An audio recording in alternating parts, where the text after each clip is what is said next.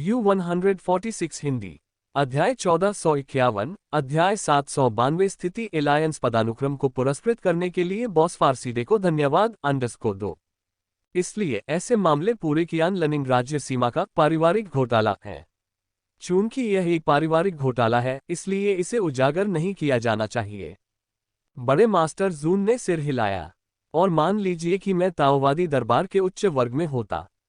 मो हुआ ने आगे कहा, 10,000 राक्षसों की घाटी के मामले में अगर मुझे पता भी न होता तो कोई बात नहीं, लेकिन एक बार मुझे पता चल गया। मो हुआ ने भौहें उठाई, उसका स्वर कठोर हो गया, तो मैं निश्चित रूप से इसे सख्ती से संभालूंगा।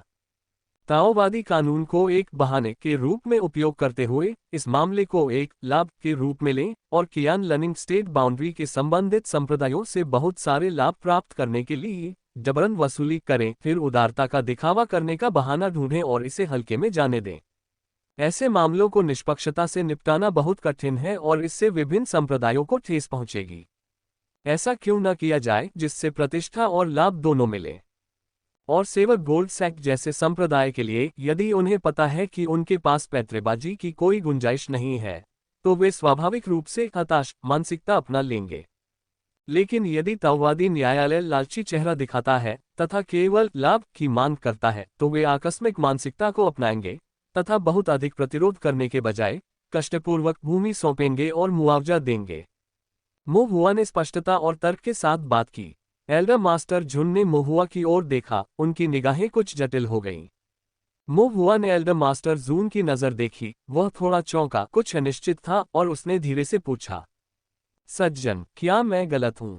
बड़े मास्टर झुन ने आह भरते हुए कहा, ठीक है, ये कमोबेश ऐसा ही है। एक पर्याप्त पूर्वज वास्तव में इस तरह से मामलों पर विचार करेगा। एल्डर मास्टर झुन ने फिर पूछा, तो फिर अपने दृष्टिकोण से आप पहले क्या सोच रहे थे? मो हुआ चौंका, फिर कुछ शर्मिंदगी से बोला, एक शिष्य के रूप में मैंने बस यही सोचा कि बस एक बड़ा हंगामा खड़ा कर दूं और सेवक गोल्ड संप्रदाय को बहुत कष्ट सहने दूं। बड़े मास्टर झुन ने पूछा, ऐसा क्यों? मो हुआ ने कुछ देर सोचा, भौहें चढ़ाते हुए, क्योंकि सेवक गोल्ड संप्रदाय सही और गलत में अंतर नहीं करता, ताओवादी सिद्धांतों के विरुद्ध कार्य करता है। एल्डर मास्टर झुन ने सिर हिलाया, तो फिर आपकी सोच भी बुरी नहीं है। मो हुआ कुछ आश्चर्यचकित हुआ, ये बुरा नहीं है। एल्डर मास्टर झुन ने गंभीरता से कहा, ऐसा संप्रदाय जो सही गलत में अंतर नहीं करता और ताओवादी सिद्धांतों का उल्लंघन करता है, उसे बनाए रखने का क्या फायदा? मो हुआ की अभिव्यक्ति गंभीर हो गई। एल्डर मास्टर शुन ने कहा, चूंकि आप न तो कियान लनिंग स्टेट बाउंड्री के पूर्वज हैं और न ही ताओवादी न्यायालय के उच्च वर्ग में से हैं, तो उनके हितों के मुद्दों पर विचार करने की जहमत क्यों उठाते हैं? आपके अपने विचार हैं और यदि वे विचार गलत नहीं हैं तो स्वाभाविक रूप से आपको उन पर कार्य करना चाहिए। मो हुआ क्षण भर के लिए उलझन में पड़ गया, फिर एल्डर मास्टर झुन ने कहा, मैंने आपसे स्वयं को एक पूर्वज मानने के लिए कहा था ताकि आप स्वयं को उस स्थिति में रख सकें ताकि आपको पता चल सके कि आपको केवल अपने दृष्टिकोण से ही मामलों पर विचार नहीं करना चाहिए। आप केवल आपकी सोच के आधार पर चीजों को तय नहीं कर सकते, अन्यथा आपकी सोच सीमित हो जाएगी और आपकी दृष्टि संकीर्ण हो जाएगी और अंततः आप किसी और के मोहरे बन जाएंगे। दूसरों को समझना बुद्धिमत्ता है। जितना अधिक आप दूसरों के बारे में जानेंगे, स्थिति पर आपका नियंत्रण उतना ही मजबूत होगा। लेकिन आपको अपने विचारों से इनकार करने की जरूरत नहीं है। यदि आपके विचार ताओवादी सिद्धांतों के अनुरूप हैं तो आप सही हैं और अन्य गलत हैं। हालांकि आपकी ताकत बहुत कमजोर है और जो पूर्वज रुचि और वास्तविकता की बात करते हैं वे बहुत मजबूत हैं, इसलिए चीजें आपके विचारों के अनुसार नहीं बल्कि उन पूर्वजों की योजनाओं के अनुसार विकसित होंगी। ये तुम्हें समझना होगा। कभी कभी ऐसा नहीं होता कि आप गलत हैं, बल्कि ऐसा होता है कि आप बहुत कमजोर हैं। यदि एक दिन आप शून्य स्वर्ग तक पहुंच जाते हैं या उससे भी आगे बढ़कर सर्वोच्च शक्ति प्राप्त कर लेते हैं तो दुनिया में कई चीजें स्वाभाविक रूप से आपकी इच्छा के अनुसार विकसित होंगी। लेकिन अब आप मजबूत नहीं हैं, मामलों की प्रगति दूसरों द्वारा तय की जाती है, इसलिए जब मामलों का सामना करना पड़ता है तो आपको इस बारे में अधिक सोचने की जरूरत है कि दूसरे क्या सोचते हैं। इस तरह आप जान पाएंगे कि चीजें वास्तव में कैसे विकसित होंगी और आप जान सकते हैं कि आपको क्या करना चाहिए। एल्डर मास्टर झुन ने मो हुआ को आखिरी बार एक अर्थपूर्ण नजर से देखा। आपको पूर्वज के नजरिए से देखना सीखना होगा, ऊपर खड़े होकर नीचे देखना होगा। लेकिन मैं यह आशा नहीं कर रहा हूं कि भविष्य में आप ऐसे ही कृपालु पूर्वज बन जाएंगे। मोहुआ की आंखें चमक उठी, धीरे धीरे सिर हिलाया। ठीक है। एल्डर मास्टर झुन का स्वर थोड़ा ढीला पड़ गया। उन्होंने आह भरी, उम्र बढ़ने के साथ कभी कभी मैं थोड़ा इधर उधर की बातें करने लगता हूं। हालांकि, मोहुआ ने गंभीरता से कहा। निर्देश के लिए धन्यवाद सज्जन। एल्डर मास्टर जून की भौहें थोड़ी हिली, उनकी निगाहें कोमल थीं।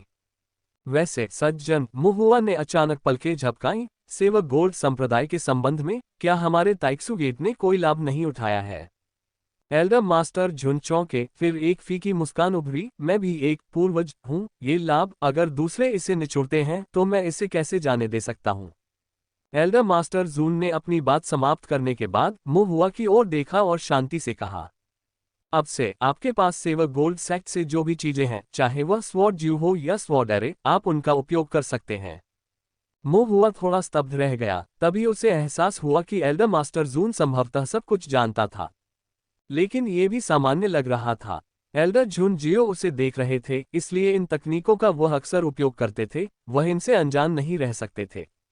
चूंकि वह जानता था, स्वाभाविक रूप से एल्डर मास्टर जून को भी पता होगा। मोहुआ अभी भी कुछ असहज थी। क्या मैं सचमुच उनका उपयोग कर सकता हूँ? सेवक गोल्ड सेक्ट काफी कंजूस है।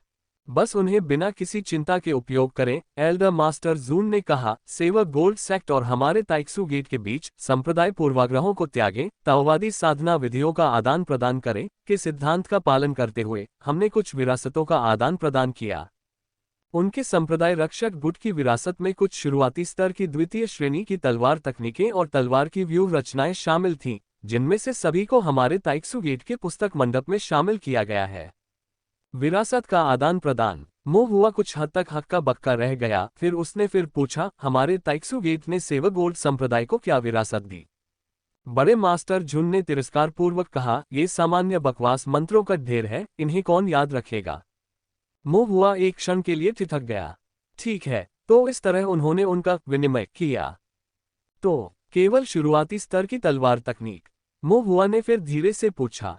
उन्होंने महसूस किया कि उनके हाथों में, चाहे वह सेवक गोल्ड स्वॉर्ड जुए हो या सेवक गोल्ड स्वॉर्ड फॉर्मेशन, वे सेवक गोल्ड सेक्ट की शुरुआती स्तर की विरासत की तरह नहीं लग रहे थे। इन विरासतों को अपने साथ लेकर चलते हुए वह कुछ सेवक गोल्ड संप्रदाय के प्रत्यक्ष वंश के शिष्यों की तुलना में और भी अधिक प्रत्यक्ष वंश का अनुभव करता है। प्रवेश स्तर ही पर्याप्त है, एल्डर मास्टर झुन ने आत्मविश्वास से कहा। भले ही आप केवल प्रवेश स्तर की सीखें, फिर भी आप उनसे बेहतर हैं। भले ही उनकी विरासत उत्कृष्ट हो, लेकिन यदि वे स्वयं महत्वाकांक्षी नहीं हैं और आपसे आगे नहीं सीख सकते, तो कुछ भी नहीं किया जा सकता। मोहुआ को थोड़ी शर्मिंदगी महसूस हुई, लेकिन वह कुछ हद तक समझ भी गई। ये तो बस एक बहाना है। सेवक गोल्ड सेक्ट से प्राप्त चालों की एक पृष्ठभूमि थी, एक कहानी थी, और यह पर्याप्त है। वास्तविकता वास्तव में मायने नहीं रखती। एल्डर मास्टर झुन ने एक क्षण सोचा और फिर सलाह दी। यह मामला बहुत महत्वपूर्ण है और सभी हवाएं बाहरी रूप से अवरुद्ध हो गई हैं, जबकि सतह पर यह शांत दिखाई देता है, नीचे अशांत अंतर्धाराएं हैं। ताओवादी दरबार, 4 महान संप्रदाय और विभिन्न संप्रदाय, विशेष रूप से सेवक गोल्ड संप्रदाय, और यहाँ तक कि मेरे ताइक्सु, तय और चोनगक्सु द्वार लगातार खुले और गुप्त संघर्ष में लगे हुए हैं। जब तक कि यह मुद्दा सुलझ नहीं जाता, ये संभवतः जल्द ही शांत नहीं होगा। इसलिए इस अवधि के दौरान कम प्रोफाइल रखें और कुछ भी छूटने न दें। यदि साथी शिष्य आपसे छुट्टी मांगने का कारण पूछे तो आप बस इतना कह दीजिए कि मैंने आपको दूर तक यात्रा करने का काम दिया था और मैंने आपको 7 या 8 दिन तक आकृतियां बनाने का काम सौंपा था। विशिष्ट कारणों के बारे में एल्डर जून ने मोहुआ की ओर अर्थपूर्ण दृष्टि से देखा। आप इसे स्वयं बना सकते हैं, आप इससे भली भांति परिचित हैं। मैं बहुत अनुभवी नहीं हूं, मोहुआ ने कुछ अपराध बोध से कहा। एल्डर मास्टर झुन ने अपनी भौं को थोड़ा ऊपर उठाया और आगे नहीं बढ़े। इसके बजाय उन्होंने गंभीर भाव से अंतिम प्रश्न पूछा, क्या आपके दिव्य विचार को दानव शोधन आरेख में किसी बुरी आत्मा द्वारा दाग दिया गया है? हाँ, मोहुआ ने धीरे से सिर हिलाया। सटीक रूप से कहें तो इसे खाया जाता है, दाग नहीं लगाया जाता। लेकिन एल्डर जून ने भी इस तरह नहीं सोचा था। बुरी आत्माओं से संक्रमित होना पहले से ही एक ऐसी स्थिति थी जिसे वह काफी भयावह मान सकता था। उसने इसे कभी प्रत्यक्ष रूप से नहीं देखा था, इसलिए वह कल्पना भी नहीं कर सकता था कि दिव्य विचार अवस्था में मोहुआ कितना क्रूर था। बुरी आत्माओं से सना हुआ बड़े मास्टर जून ने भौहें चढ़ाईं। ये ठीक है, मोहुआ ने कहा, सज्जन, ध्यान के माध्यम से मैं धीरे धीरे इन बुरे विचारों को शुद्ध कर सकता हूँ। ध्यान। एल्डर मास्टर जून दंग रह गए, उनका हृदय हिल गया। क्या यह उस व्यक्ति द्वारा सिखाई गई ध्यान तकनीक हो सकती है? बड़े मास्टर जून ने थोड़ा सोचा, फिर सिर हिलाया। ठीक है। हालांकि उन्हें अभी भी बेचैनी महसूस हो रही थी। भंडारण बैग से सुनहरे पैटर्न वाले किनारों के साथ चंदन की धूप की एक छड़ी और एक प्राचीन स्क्रॉल से भरा एक साधारण जेड बॉक्स निकालना। ये शांतिदायक धूपबत्ती उच्च श्रेणी की है, इसे अपने ध्यान के दौरान जलाएं। यह आपके मन को एकाग्र करने और विकर्षणों को दूर करने में आपकी सहायता करेगी। इस स्क्रॉल के विषय में। इस स्क्रॉल को देखकर मोहुआ का दिल धड़क उठा और वह बोल पड़ा। चिंतन मानचित्र। एल्डर मास्टर जून ने अपनी भौहें उठाई, थोड़ा आश्चर्यचकित हुए लेकिन पूरी तरह से नहीं। क्या आपने चिंतन मानचित्र देखा है? हाँ, कुछ देखा है, मोहुआ ने ईमानदारी से उत्तर दिया।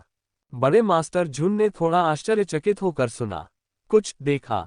एक से अधिक? इतनी कम उम्र में भी इतने उल्लेखनीय अनुभव? बड़े मास्टर जून ने सोचा। चूंकि आप जानते हैं, इसलिए मैं इससे ज्यादा कुछ नहीं कहूंगा। ये चिंतन मानचित्र हमारे ताइक्सू गेट का दिव्य मार्ग का खजाना है। इसे हल्के में न खोलें, खासकर बाहरी लोगों के सामने तो बिल्कुल नहीं। जब आप शिष्य के निवास पर वापस लौटें, तो धूप जलाएं, फिर इस नक्शे को खोलें, इस नक्शे पर चिंतन करें, इससे आपके दिव्य विचार को लाभ होगा। इस दुनिया में स्वच्छ चिंतन मानचित्र दुर्लभ है, आपको इसका सम्मान करना चाहिए। मोहुआ ने सम्मान से अभिभूत होकर कहा, सज्जन, इतनी कीमती चीज, क्या आप सचमुच इसे मुझे दे रहे हैं? बड़े मास्टर जून ने हिचकिचाते हुए मोहुआ को हताशा से देखा। देने से आपका क्या मतलब है? मैं इसे अस्थायी रूप से आपको उधार दे रहा हूं। इसे पढ़िए, आपकी दिव्य अनुभूति को पुनः जागृत कीजिए, फिर इसे वापस कर दीजिए। ओह, मोहुआ ने सिर हिलाया। उधार देना न लेने से बेहतर है। एल्डर मास्टर जून ने चिंतन मानचित्र मोहुआ को सौंप दिया। मोहुआ ने गंभीरतापूर्वक इसे स्वीकार कर लिया। लेकिन जिस क्षण मोहुआ ने इसे प्राप्त किया, एल्डर मास्टर जून को अचानक एक पीड़ा महसूस हुई, जैसे कि वह एक भेड़ को बाघ के मुंह में भेज रहा हो।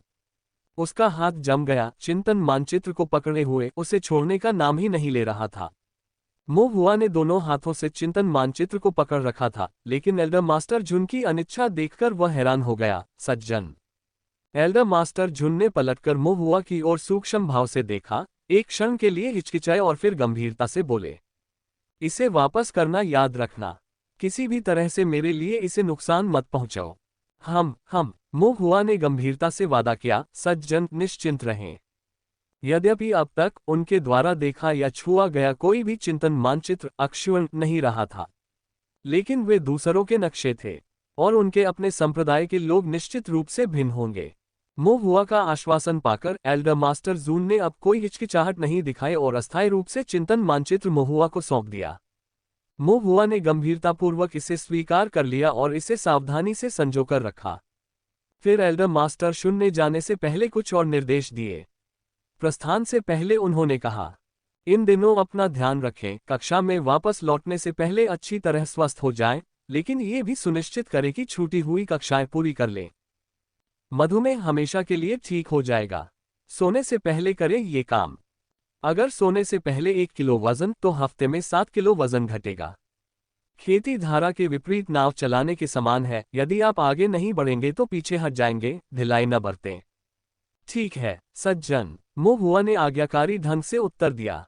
वैसे एल्डर मास्टर जून पहले से ही खड़े थे। उन्होंने मोहुआ पर एक आखिरी नजर डाली, कुछ याद किया, पुष्टि करने से पहले बार बार हिचकिचाए।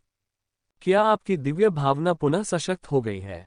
इससे पहले जब मोहुआ बुरी आत्माओं से पीड़ित होकर बिस्तर पर लेटा था, तो उसका दिव्य विचार कमजोर था, इसलिए उसकी आभा स्पष्ट नहीं थी। थोड़ी देर बातचीत करने के बाद एल्डर मास्टर जून स्पष्ट रूप से महसूस कर सके कि मोहुआ की दिव्य भावना पहले की तुलना में स्पष्ट रूप से अधिक गहन और परिष्कृत थी। हाँ, मेरी दिव्य भावना गलती से फिर से टूट गई, मोहुआ ने कहा। यद्यपि यह अपेक्षित था, एल्डर मास्टर जून अपने हृदय में हलचल होने से स्वयं को नहीं रोक सके। एक और सफलता। यद्यपि साधना में अधिक वृद्धि नहीं होती, फिर भी दिव्य भावना निरंतर सचमुच आगे बढ़ती रहती है। अच्छा, बड़े मास्टर जून ने प्रसन्नतापूर्वक सिर हिलाया। इसके साथ ही उनकी व्यवस्था एक कदम आगे बढ़ गई है। जो पहले असंभव था, अब उसमें कुछ संभावनाएं नजर आने लगी हैं। एल्डर मास्टर जुन को गहरी संतुष्टि और आशा महसूस हुई और उन्होंने कहा, अच्छी तरह स्वस्थ हो जाओ, तब तक प्रतीक्षा करो जब तक तुम्हारी दिव्य इंद्रियां पुनः ठीक ना हो जाएं, फिर मेरे पास आओ, मैं तुम्हें 18 पैटर्न की रचना सिखाऊंगा। मो हुआ ने हालांकि अपना सिर हिलाया, 18 पैटर्न नहीं। बड़े मास्टर जून आश्चर्यचकित रह गए। मैंने गलती से थोड़ा और तोड़ दिया। मो हुआ ने धीरे से कहा, अब यह 19 पैटर्न है। 19। एल्डर मास्टर जून को सीने में जकड़न महसूस हुई, उनकी सांस लगभग रुक गई। 19 पैटर्न पर दिव्य भावना। 17 से सीधे 19 तक एक ही बार में 2 क्षेत्रों को पार करना। बड़े मास्टर झुन ने अविश्वास से भरकर गहरी सांस ली। साधना अभी अभी नींव निर्माण के मध्य चरण तक पहुंची है, फिर भी दिव्य भावना पहले से ही नींव स्थापना के शिखर स्तर के निकट पहुंच गई है। ज्वांग नाम का वह लड़का, उसे ऐसा शिष्य कहां से मिला जो शांत रहता है, फिर भी उसमें इतनी उग्र दिव्य ज्ञान प्रतिभा है। तक वह एल्डर के निवास पर वापस नहीं आ गया। एल्डर मास्टर जून कुछ हद तक विचलित रहा। अच्छे आध्यात्मिक मूल प्रतिभा वाले शिष्य दुर्लभ हैं, लेकिन अस्तित्वहीन नहीं हैं। विशेष रूप से महान परिवारों और महान संप्रदायों में प्रत्येक पीढ़ी में कुछ शिष्य होते हैं जिनके पास उच्च स्तरीय आध्यात्मिक जड़ें होती हैं। उन्होंने अपने जीवन काल में ही पौराणिक दुर्लभ स्वर्गीय आत्मा मूल को भी देखा है। हालांकि दिव्य विचार में अच्छी प्रतिभा वाले शिष्यों का मिलना वास्तव में कठिन है। दिव्य विचार में प्रतिभा स्पष्ट रूप से प्रकट नहीं होती तथा आमतौर पर पता नहीं चल पाती। इसके अलावा साधना जगत में कोई दिव्य इंद्रिय साधना विधि नहीं है। दिव्य मार्ग की विरासत दुर्लभ है और दिव्य विचार प्रतिभा वाले कुछ शिष्य इस बात से अनभिज्ञ रहते हैं कि अपने चेतना सागर का संवर्धन कैसे करें और अपनी दिव्य इंद्रियों को कैसे प्रशिक्षित करें। अक्सर इसे महसूस किए बिना ही अपनी प्रतिभा को बर्बाद कर देते हैं, और यदि वे खेती भी करते हैं तो रास्ता कठिन है। दिव्य विचार का मार्ग अलौकिक और रहस्यमय है, अप्रत्याशित खतरों से भरा है। यदि कोई व्यक्ति दिव्य विचार विकसित करता है तो उसकी सारी क्षमताएं दिव्य भावना पर केंद्रित हो जाएंगी, जिससे अत्यधिक असंतुलन और गंभीर कमियां पैदा होंगी। इस प्रतिभा के बावजूद कुछ ही साधक इस मार्ग को चुनते हैं। इस प्रकार अच्छे दिव्य विचार प्रतिभा वाले शिष्यों को खोजना, विकसित करना और विकसित होने में मदद करना कठिन है। अब तक उन्होंने एकमात्र शिष्य जिसे असाधारण दिव्य विचार प्रतिभा के साथ देखा है, वह मो हुआ है। लेकिन मो हुआ की स्थिति काफी अनोखी है। यह अच्छी या बुरी प्रतिभा के प्रश्न से परे है। अपने क्षेत्र में अपनी दिव्य इंद्रिय के साथ वह एक ऐसे बिंदु पर पहुंच गया है जो स्वर्ग के विरुद्ध है, जो सामान्य साधकों की समझ से परे है, और यहां तक कि इस स्वर्गीय शून्य पूर्वज की जानकारी से भी परे है। बड़े मास्टर झुन ने हल्की ठंडी हवा ली, साथ ही उसे अपने पिछले संदेह पर और अधिक यकीन हो गया। वह व्यक्ति चाहता है कि यह शिष्य दिव्य ज्ञान द्वारा दांव सिद्ध करने का मार्ग अपनाए। बड़े मास्टर झुन को आश्चर्य का अनुभव हुआ। एक उन्मुक्त साधक के लिए एक अज्ञात भविष्य के साथ एकांत, अस्पष्ट, विश्वासघाती, दुर्लभ पथ पर चलना, ये सचमुच अद्भुत है। साहस सचमुच महान है। फिर भी ऐसा लगता है कि वह व्यक्ति ऐसा ही करेगा। इसके अतिरिक्त एल्डर मास्टर झुन ने मो हुआ के बारे में सोचा, अपने दिव्य ज्ञान के 19 पैटर्न के बारे में सोचा और अपने दिल में हल्का सा कंपन महसूस किया। वह वास्तव में ऐसा करने में कामयाब रहा। मो हुआ अभी भी फाउंडेशन स्थापना के चरण में है और फिर भी उसके पास इतनी गहन दिव्य भावना है, और समय के साथ जैसे जैसे उसका दिव्य विचार और अधिक परिष्कृत होता है, भविष्य अकल्पनीय होता जाता है। यद्यपि दिव्य ज्ञान को विकसित करना कठिन है, अभ्यास करना कठिन है तथा इसकी विधियां अस्पष्ट हैं, फिर भी इसका प्रयोग विचित्र है। लेकिन ये बात केवल साधारण किसानों के लिए ही सत्य है। यदि कोई व्यक्ति वास्तव में दिव्य ज्ञान के मार्ग पर दूसरों को बहुत पीछे छोड़ सकता है, दिव्य विचार में महान निपुणता प्राप्त कर सकता है, तो वह वास्तव में भयानक राक्षस होगा। एल्डर मास्टर जून की आंखें थोड़ी सिकुड़ गईं और उनके दिमाग में एक नाम उभर आया, चालबाज ताओवादी। ये नाम धार्मिक और बुरे दोनों ही मार्गों में वर्जित है। ये व्यक्ति दानव संप्रदाय में पहला और संभवतः एकमात्र दुष्ट राक्षस है जिसे पंथ परिवर्तन क्षेत्र साधना के साथ ताओवादी की उपाधि से सम्मानित किया गया है। ये चालबाज ताओवादी ईश्वरीय विचार के मार्ग पर चलता है, उसका क्षेत्र रहस्यमय और गूढ़ है। यद्यपि वह अभी केवल पंथ परिवर्तन की अवस्था में है, फिर भी वह पहले से ही मायावी है और उसका नाम सुनने वाले सभी लोगों में भय उत्पन्न कर देता है। कई शक्तिशाली प्राणी उसे मरवाना चाहते हैं, लेकिन कोई नहीं जानता कि उसके विरुद्ध क्या कदम उठाया जाए। यदि भविष्य में वह स्वर्ग शून्य में प्रवेश कर गया तो कौन जानता है कि उसकी मृत्यु कैसे होगी। इसके अलावा एल्डर मास्टर जून को हमेशा एक अशुभ संकेत का आभास होता है। चालबाज ताओवादी की बुद्धि और चालाकी के साथ वह दिन दूर नहीं जब वह पंथ परिवर्तन प्राप्त करेगा और शून्य को तोड़ देगा। और फिर कौन जानता है कि स्वर्ग को चुनौती देने वाली कौन सी आपदा सामने आएगी। इतनी सारी विपत्तियां। बड़े मास्टर जून ने गहरी सांस ली। फिर उसने अपना सिर उठाया, ताइक्सू पर्वत के तैरते बादलों और सफेद धुंध के बीच से देखा, क्यानेक्स्यू राज्य की सीमा के ऊपर आकाश की ओर देखा और अपने दिल में आह भरी। चालबाज ताओवादी के मामलों को फिलहाल अलग रखते हैं। आज क्यानेक्स्यू राज्य सीमा में आए आपदाएं भी कोई छोटी बात नहीं हो सकती। ... मो हुआ ने एक दिन आराम किया और अब उसका शरीर कष्ट में नहीं था। उनकी समस्याएं मुख्यतः दैवी संवेदना के स्तर पर थीं।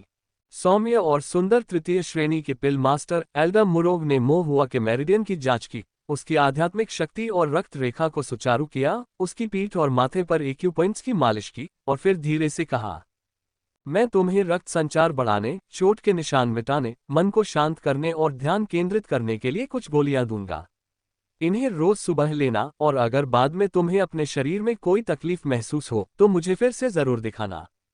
मो हुआ ने अपना हाथ हिलाया और वास्तव में बहुत अधिक सहज महसूस किया, इसलिए उसने खुशी से कहा, धन्यवाद एल्डर मुरोग। एल्डर मुरोग भी मुस्कुराए और सिर हिलाया। मो हुआ ने झुककर प्रणाम किया और फिर पिल रूम से बाहर निकल गया। शिष्य के निवास पर लौटने के बाद मो हुआ ने कुछ देर तक ध्यान किया, फिर उत्सुकता से चिंतन मानचित्र निकाला जो एल्डर मास्टर जुन ने उसे दिया नहीं था बल्कि अस्थायी रूप से उधार दिया था। चिंतन मानचित्र को एक जेड बॉक्स में रखा गया था। कागज पुराना और कुछ झुर्रीदार था, जिससे प्राचीन अवशेषों का आभास हो रहा था। मो हुआ ने अपनी हथेली को आगे बढ़ाया, धीरे से चिंतन मानचित्र को सहलाया, समय के साथ घनीभूत हुई प्राचीन आभा को स्पष्ट रूप से महसूस किया। हालांकि उन्होंने इसे खोलने में जल्दबाजी नहीं की, बल्कि सबसे पहले एल्डर मास्टर जून के निर्देशों का पालन किया, स्नान किया, अपने मन को शांत किया और फिर उच्च श्रेणी की शांत धूप बत्ती जलाई। शांतिदायक धूप को धूपदान में रखा गया।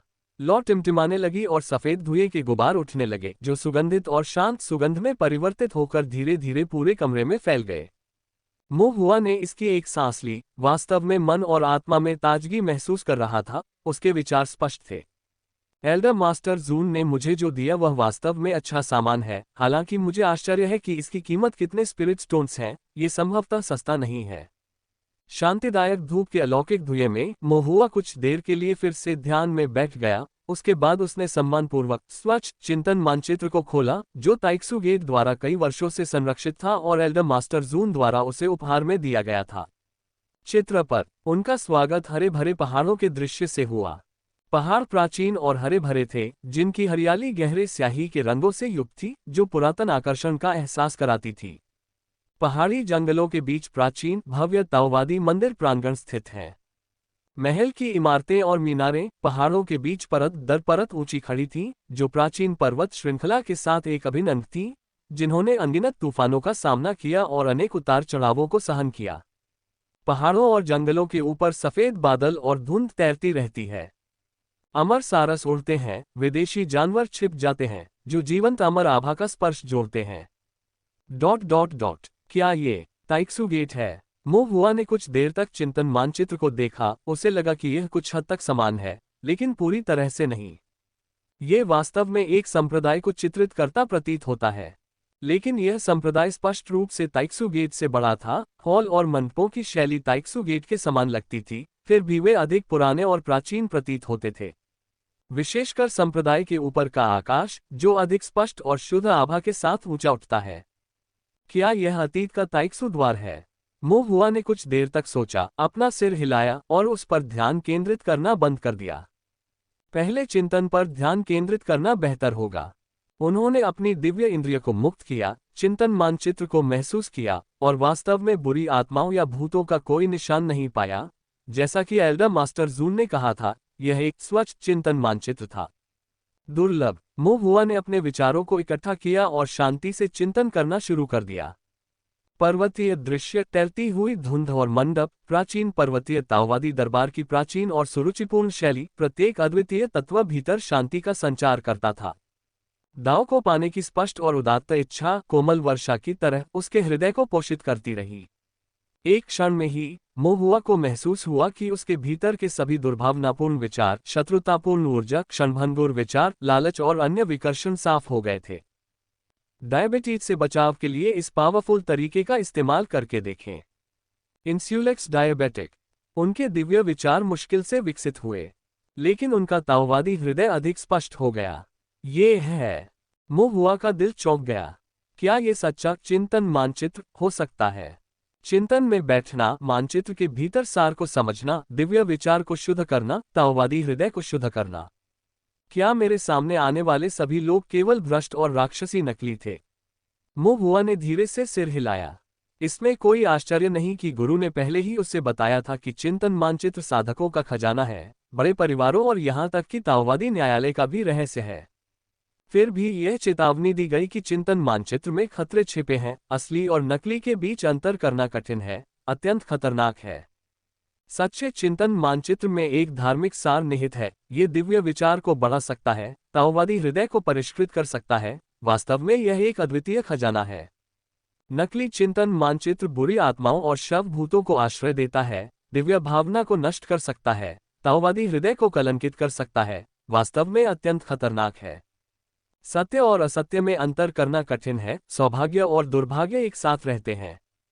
साधारण किसानों को वास्तव में इसमें अंतर करना कठिन लगता है। हालांकि मोहुआ ने थोड़ा भौहें चढ़ाईं। चिंतन के बाद मेरी दिव्य भावना में मुश्किल से ही वृद्धि हुई। क्या मैं गलत विधि का उपयोग कर रहा हूं, या फिर यह है कि हमारे ताइक्सुगेट का चिंतन मानचित्र केवल ताओवादी हृदय को परिष्कृत करता है तथा दिव्य ज्ञान वृद्धि में मामूली लाभ देता है? मोहुआ ने फिर से अपना सिर उठाया, चिंतन मानचित्र पर नजर डाली। उसे समझना मुश्किल हुआ, फिर कहा, इसे भूल जाओ। जो तुम्हारे पास है उसी में संतुष्ट रहो। ताओवादी हृदय को शुद्ध करने और बुरे विचारों से छुटकारा पाने के लिए यह पर्याप्त है, किसी को बहुत अधिक लालची नहीं होना चाहिए। मोहुआ ने अपना मन शांत किया और चिंतन जारी रखा। इस प्रकार 2 घंटे तक चिंतन करने से दिव्य विचार स्पष्ट, बाधा रहित तथा बुरी एवं विचलित करने वाली इच्छाओं से रहित हो गया। मोहुआ को लगा कि यह पर्याप्त है। फिर उसने सम्मानपूर्वक और सावधानीपूर्वक चिंतन मानचित्र को सुरक्षित रख लिया। एल्डर मास्टर झुन ने उसे निर्देश दिया था कि हर दिन 2 घंटे, न कम न अधिक, बस सही ही सर्वोत्तम है। सलाह सुनने से भोजन की व्यवस्था हो जाती है। चिंतन मानचित्र को संग्रहित करने के बाद मोहुआ ने अपना भंडारण बैग निकाला और उसके अंदर से एक टूटी हुई तलवार निकाली। यह एक सफेद हड्डी वाली टूटी तलवार थी, पूरी तरह से सफेद, कुछ हद तक डरावनी दिख रही थी। ये वास्तव में टूटी हुई तलवार थी जिसमें तलवार की हड्डी रखी हुई थी। सामान्य परिस्थितियों में इस तरह की भयानक हड्डी की तलवार को संप्रदाय में अनुमति नहीं दी जानी चाहिए। मोहुआ ने एल्डर मास्टर झुन से विनती की कि इस हड्डी की तलवार को रखना बहुत उपयोगी हो सकता है, साथ ही यह भी सुनिश्चित किया जा सकता है कि इससे कोई समस्या उत्पन्न नहीं होगी। एल्डर मास्टर झुन ने एक क्षण के लिए सोचा, फिर सिर हिलाया, जिससे मोहुआ को हड्डी की तलवार संप्रदाय में लाने की अनुमति मिल गई। अन्य बुजुर्ग केवल आंखें मूंद सकते थे। हालांकि अभी भी कुछ नियमों का पालन करना आवश्यक था। यह तलवार पर्वत प्रवेश बुजुर्ग के स्थान पर पंजीकृत थी। पहाड़ पर प्रवेश करने पर रोक नहीं लगाई जा सकती तथा इसे शिष्य के निवास में लाया जा सकता है। लेकिन यदि संप्रदाय के भीतर कुछ भी बुरा या विचित्र घटित हो तो पहला संदिग्ध स्वाभाविक रूप से मोहुआ होगा। मोहुआ दोष लेना नहीं चाहता था, इसलिए सुरक्षित रहने के लिए उन्होंने बुरे विचारों को बंद करने के लिए सफेद हड्डी वाली टूटी तलवार पर एक दिव्य लौकेरे जोड़ा और इसकी आभा को छिपाने के लिए एक दिव्य धुंधेरे जोड़ा। तलवार की हड्डी को कार्य करने का एक भी मौका नहीं देना। ये सुनिश्चित करने के बाद कि कोई जोखिम नहीं है, मोहुआ ने धीरे से संरचना के एक छोटे से हिस्से को खोला, सूक्ष्मता से अपने दिव्य विचार को आगे बढ़ाया, टूटी हुई तलवार के अंदर की आभा को महसूस किया और फिर धीरे से कहा, नमस्ते। कोई प्रतिक्रिया नहीं हुई। स्वॉर्डबोन, क्या तुम अब तक मर चुके हो? तलवार की हड्डी घोषित करना। ओह, स्वॉर्डबोन ने तुरंत जवाब दिया, छोटे पूर्वज को धन्यवाद जो अभी भी जीवित है। मोहुआ ने भौहें चढ़ाईं। मुझे छोटा पूर्वज कहना बंद करो। मैं बुरा नहीं हूं, न ही कोई बुरी आत्मा हूं। तुम मुझे पूर्वज क्यों कह रहे हो सकता है कि आप दुष्ट आत्मा न हो, लेकिन आप दुष्ट आत्माओं को खाते हैं। तलवार की हड्डी ने मन ही मन उत्तर दिया। तो फिर मैं तुम्हें कैसे संबोधित करूं? स्वॉर्ड बोन फुसफुसाया। मुझे जो उचित लगे कहो, मो हुआ ने कहा। स्वॉर्ड बोन को तुरंत समझ आ गया, उसे अंदर से कड़वाहट महसूस हो रही थी। यह उसकी जागरूकता की परीक्षा थी, ये देखने के लिए कि क्या वह स्थिति को पहचानता है, समय का बोध रखता है तथा परिस्थितियों को समझ सकता है। वर्तमान परिस्थितियां बिल्कुल स्पष्ट थीं। स्वॉर्ड बोन ने आदरपूर्वक कहा, तो क्या मैं आपको मास्टर कह सकता हूं? मो हुआ ने अपना सिर हिलाया, मुझे ये दो शब्द पसंद नहीं हैं। इस दुनिया में किसी को किसी और का मालिक नहीं होना चाहिए। तलवार बोन स्तब्ध रह गया। उसका क्या मतलब है? ये थोड़ा उलझन में था। फिर उसने आगे कहा, तो क्या मैं आपको सर कह सकता हूं? मो हुआ की अभिव्यक्ति कठोर हो गई, क्या आप मेरा मजाक उड़ा रहे हैं कि मैं बड़ा नहीं हुआ? वास्तव में वह बढ़ सकता था, यद्यपि स्पष्ट रूप से नहीं, लेकिन उसकी ऊंचाई वास्तव में साल दर साल बढ़ती गई। फिर भी उनके दिव्य विचार का अवतरण दिव्य इंद्रिय परिवर्तन अवस्था से पहले आधार स्थापना चरण पर ही बना रहा। उसे यकीन नहीं था कि वह भविष्य में आगे बढ़ पाएगा या नहीं। इसलिए स्वॉर्ड बोन द्वारा उसे सर कहने से मोहुआ बहुत दुखी हो गया। हिम्मत नहीं है, मेरी हिम्मत नहीं है। तलवार की हड्डी ने मोहुआ की नाराजगी भांप ली। हजारों राक्षस प्रेतों के बुरी तरह मरते और मोहुआ द्वारा निगले जाने का दृश्य उसकी आंखों के सामने फिर से तैरने लगा, जिससे उसकी खोपड़ी में झुनझुनी होने लगी। ये भी नहीं चलेगा, वो भी नहीं चलेगा। तलवार की हड्डी का दिमाग तेजी से चलने लगा और उसने जल्दी से कहा, तो फिर मैं अब भी आपको यंग मास्टर की क्यों न कहूं? मोहुआ कहने ही वाला था कि यह अच्छा नहीं है। कियान लनिंग स्टेट बाउंड्री में बहुत सारे युवा मास्टर हैं और इन बुरे कामों के पीछे का मास्टरमाइंड भी एक युवा मास्टर है, जो उसे अप्रिय लगा। हालांकि मोहुआ के मन में दोबारा विचार आया, उसने इस विचार को खारिज कर दिया और सिर हिलाते हुए कहा, ठीक है, अब से आप मुझे यंग मास्टर कह सकते हैं। तलवार की हड्डी ने राहत की एक लंबी सांस छोड़ी। इस छोटे पूर्वज को खुश करना सचमुच कठिन है। एक राजा के आसपास रहना एक बाघ के आसपास रहने जैसा है। इससे भी महत्वपूर्ण बात यह है कि वह वास्तव में एक नरभक्षी बाघ है, इसलिए वह लापरवाही नहीं बरत सकता। तलवार की हड्डी ने तुरंत अपनी वफादारी की प्रतिज्ञा करते हुए कहा, तो मैं आपको यंग मास्टर कहूंगा। भविष्य में यदि यंग मास्टर का कोई आदेश होगा तो तलवार की हड्डी बिना किसी हिचकिचाहट के आग और पानी से गुजरेगी। मो हुआ थोड़ा संतुष्ट हुआ और बोला, बस ईमानदारी से अंदर रहो, बाहर मत आना और कोई भी छोटी मोटी हरकत मत करना, वरना अगर संप्रदाय के बुजुर्गों या पूर्वजों को पता चल गया तो मैं तुम्हें नहीं बचा पाऊंगा। और अगर सचमुच ऐसा हुआ तो मेरे पास तुम्हें मार डालने और सबूत नष्ट करने के अलावा कोई विकल्प नहीं होगा। याद करना। तलवार की हड्डी अंदर से कांप उठी और जल्दी से बोली, हाँ, मैं युवा मास्टर के शब्दों को याद रखूंगा। मो हुआ ने सिर हिलाया, फिर फॉर्मेशन को फिर से सील किया, इसकी जांच की और पाया कि बुरी क्यूई का कोई निशान नहीं था। अंततः राहत महसूस हुई। तलवार की हड्डी का वास्तव में बहुत उपयोग था। पहला, अपना जादुई खजाना है। मेरा कलाकृति शोधन अनुभव अपर्याप्त है, लेकिन स्वॉर्ड बोन का पूर्व स्वरूप एक अनुभवी तलवार कास्टिंग मास्टर था, जिसने रूढ़िवादी विरासत के साथ अनगिनत बुरी तलवारें गढ़ी थीं। भविष्य में अपने जादुई खजाने का पोषण करना, जिसमें जादुई खजाने के लिए भ्रूण का निर्माण भी शामिल है, इस पर निर्भर करेगा। इसके अलावा आध्यात्मिक आक्रमण भी है। मो हुआ की अपनी दिव्य भावना सक्रिय रूप से शरीर को नहीं छोड़ सकती। भविष्य में जब किसी बुरी आत्मा का सामना हो, यदि ये आत्माएं समझदार हों और सक्रिय रूप से उसे स्वप्न में खींच सकें तो ये ठीक है। लेकिन अगर ये आत्माएं समझदार नहीं हैं, तो वह बिना किसी समाधान के केवल असहाय होकर देख सकता है। यहाँ तक कि दानव शोधन आरेख जैसी दिव्य विचार वस्तुओं के लिए भी, यदि वह बलिदान अनुष्ठान नहीं जानता था तो वह उन पर आक्रमण नहीं कर सकता था। तलवार की हड्डी और इस सफेद हड्डी की टूटी तलवार के साथ उसके पास एक माध्यम है। दिव्य ताव सरणी के माध्यम से वह एक दिव्य लॉक ब्रिज का निर्माण कर सकता है, माध्यम को जोड़ सकता है, अन्य दिव्य विचार वस्तुओं में हस्तक्षेप कर सकता है और आध्यात्मिक आक्रमण प्राप्त कर सकता है। बेशक ये सिर्फ मो हुआ की योजना है। इसे लागू करने में अभी भी कई परेशानियां आएंगी, लेकिन कोई रास्ता न होने से बेहतर है कि कोई रास्ता हो। मो हुआ ने सफेद हड्डी वाली टूटी तलवार को एक तरफ रख दिया। ये देखते हुए कि देर हो रही थी, उसने अपनी दिव्य भावना को चेतना के सागर में डुबो दिया और ताओवादी स्टेल पर गठन का अभ्यास जारी रखा। एल्डर के निवास में यद्यपि रात काफी हो चुकी थी, फिर भी बड़े मास्टर झुन, जिनके बाल सफेद हो रहे थे, अभी भी मेज पर झुके हुए कुछ फाइलें और फॉर्मेशन व्यवस्थित कर रहे थे। थोड़ी देर बाद जुन जियो आया। वह इन दिनों बाहर के कामों को निपटा रहा था और संप्रदाय में वापस आकर देर रात की परवाह न करते हुए वह जल्दी से एल्डर मास्टर शुन से मिलने आया।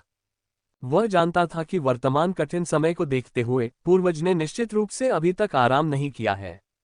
जुन जियो दरवाजे के बाहर सम्मानपूर्वक प्रतीक्षा कर रहा था। अंदर आए, बड़े मास्टर झुन ने धीमे स्वर में कहा। जून जियो ने सलामी दी, कमरे में प्रवेश किया और एल्डर मास्टर जून को सारी जानकारी विस्तार से बताए। ताओवादी न्यायालय को पहले से ही पता है, संभवतः कोई अंदरूनी व्यक्ति कियान लनिंग राज्य सीमा के भीतर घुसा हुआ है। सूचना पर रोक के बावजूद इसे ताओवादी न्यायालय से छिपाया नहीं जा सका। लेकिन यह मामला अभी भी 4 महान संप्रदायों के संयुक्त प्रयासों से दबा दिया गया था। आखिरकार एक बार यह मामला उजागर हो जाने पर निश्चित रूप से दहशत की लहर फैल जाएगी और गहन जांच अपरिहार्य हो जाएगी। संप्रदाय सुधार के मामले भी अनिवार्य रूप से स्थगित कर दिए जाएंगे। सुधार एक ऐसा मामला है जो शीघ्र ही होना चाहिए। यदि इसमें कई वर्षों या दशकों की देरी हो जाए तो स्थिति बदल सकती है, जिससे इसे आगे बढ़ाना असंभव हो जाएगा। इसलिए 4 महान संप्रदाय कोई अतिरिक्त जटिलता नहीं चाहते। उनकी नज़र में संप्रदाय व्यवस्था का सुधार वर्तमान में सबसे बड़ा मामला है। वे स्वाभाविक रूप से रिफाइनिंग डेमन माउंटेन के मामलों को समग्र स्थिति को प्रभावित करने और अपनी योजनाओं को बर्बाद नहीं करने देंगे। बेशक जुन जियो कुछ हद तक उदास थी, खून की बड़ी हानि अपरिहार्य है। यदि वे इस मामले को दबाना चाहते हैं तो उन्हें ऊपर के कई बड़े लोगों को संतुष्ट करना होगा। ताओवादी दरबार की भूख बहुत बड़ी है, इसे संतुष्ट करना आसान नहीं है। एल्डर मास्टर झुन ने थोड़ा सिर हिलाया। वहां सेवक गोल्ड सेक्ट के बारे में क्या? जून जियो ने कहा, इन कुछ शिष्यों के कारण जिन परिवार पूरी तरह से ध्वस्त हो गया है, मुख्य बुजुर्ग सेवानिवृत्त हो गए हैं और अन्य जिन परिवार के बुजुर्गों की स्थिति अस्थायी रूप से नहीं बदलेगी, ये सेवक गोल्ड संप्रदाय की स्थिरता बनाए रखने का तरीका है ताकि हंगामा न हो और दूसरों का संदेह न बढ़े। लेकिन इन जिन परिवार के बुजुर्गों के आगे बढ़ने की कोई संभावना नहीं है और भविष्य में इन पदों पर जिन परिवार के शिष्यों का कब्जा नहीं होगा। जिन परिवार के पतन के बाद सोंग परिवार सत्ता में आया, मूल उपसंप्रदाय नेता जिन, जो 10,000 राक्षसों की घाटी में मारे गए जिन परिवार के प्रत्यक्ष वंशज थे, जिन इकाई के पिता सेवक गोल्ड संप्रदाय के संप्रदाय नेता के रूप में सफल होने के लिए सबसे अधिक आशावान थे। अब ये तो असंभव है।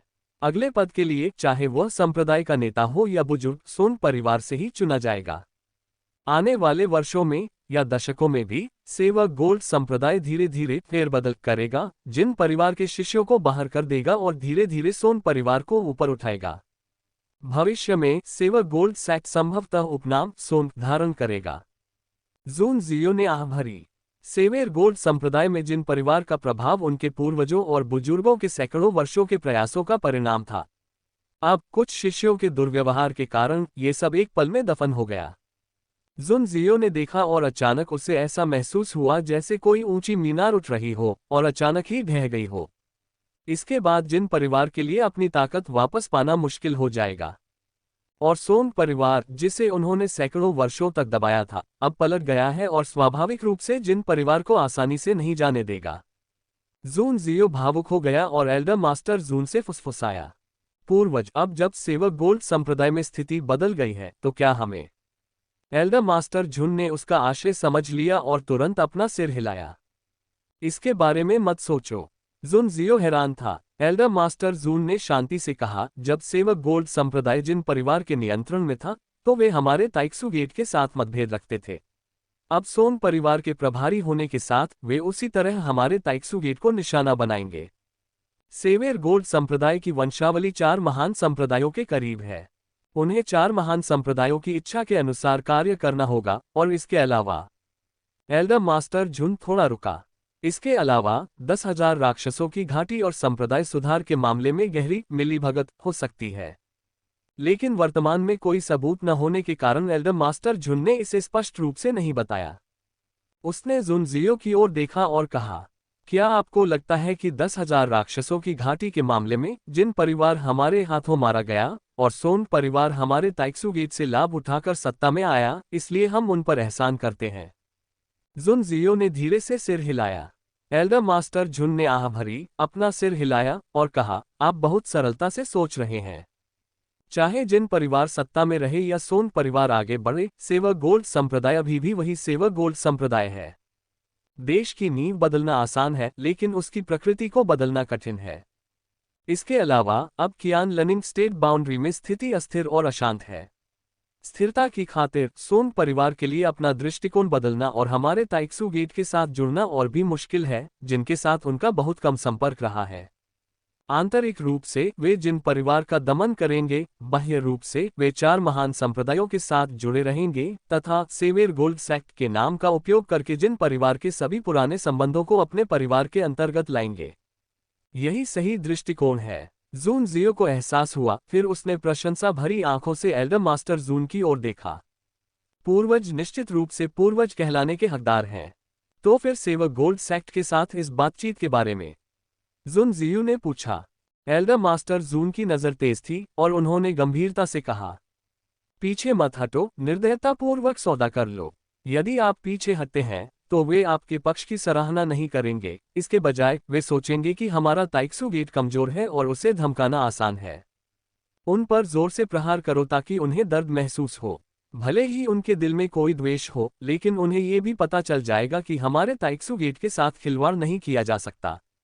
जून जियो ने अपने हाथ जोड़े और कहा, हाँ पूर्वज। एक और बात है। एल्डर मास्टर जून विचारमग्न दिखाई दिए, फिर बोले, इस बातचीत के बाद सेवक गोल्ड सेक्ट से प्राप्त संपत्ति का एक हिस्सा अलग रखें और इसे दर्ज करें। एल्डर मास्टर झुन एक क्षण के लिए रुके और धीरे से बोले, इसे मुह हुआ के नाम से रिकॉर्ड करें। हुआ के नाम से पंजीकृत। जुन जियो आश्चर्यचकित रह गया। बड़े मास्टर झुन ने उसकी ओर उदासीनता से देखा, क्या यह संभव नहीं है?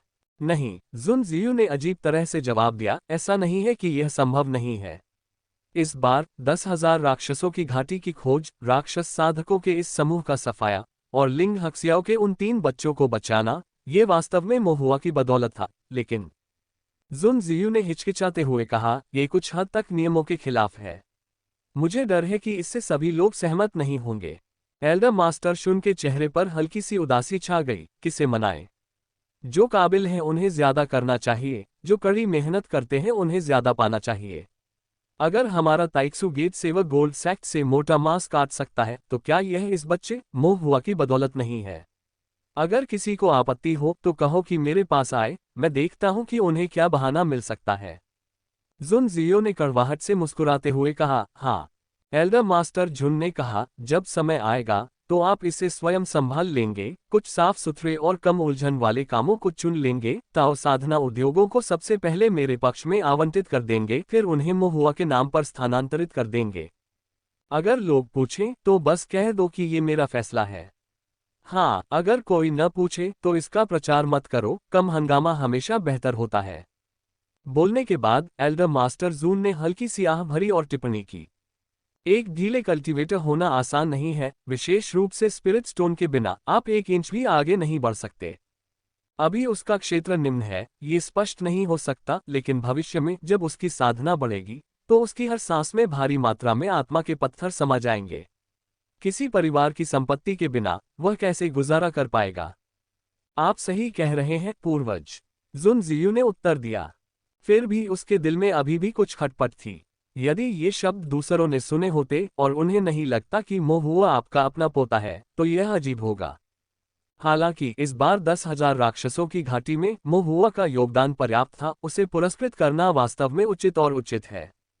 जुन जियो ने अपने हाथ जोड़े और कहा, जब सेवक गोल्ड सेक्ट के मामलों पर चर्चा हो जाएगी तो मैं आपके निर्देशों का पालन करूंगा, कुछ उद्योग चुनूंगा, उन्हें महुआ के नाम पर आवंटित करूंगा और वार्षिक स्पिरिट स्टोन का लाभ सीधे उसे दिया जाएगा।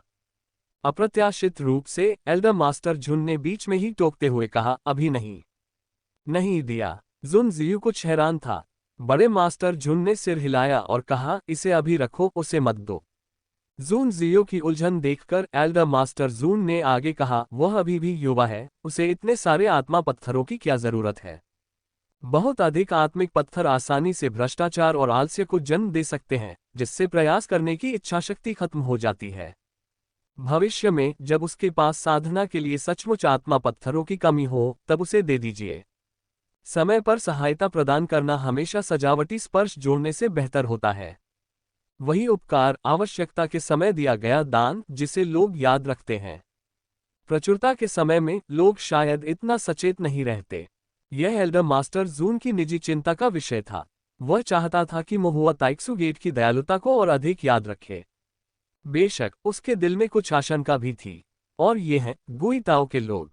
महुआ की दिव्य विचार प्रतिभा अविश्वसनीय रूप से प्रबल थी, यहाँ तक कि संभवतः गुइताओ के लोगों से भी अधिक प्रबल।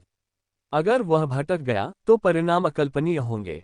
वह शायद गुइताओ के लोगों से भी अधिक भयानक दानव प्रमुख बन जाए।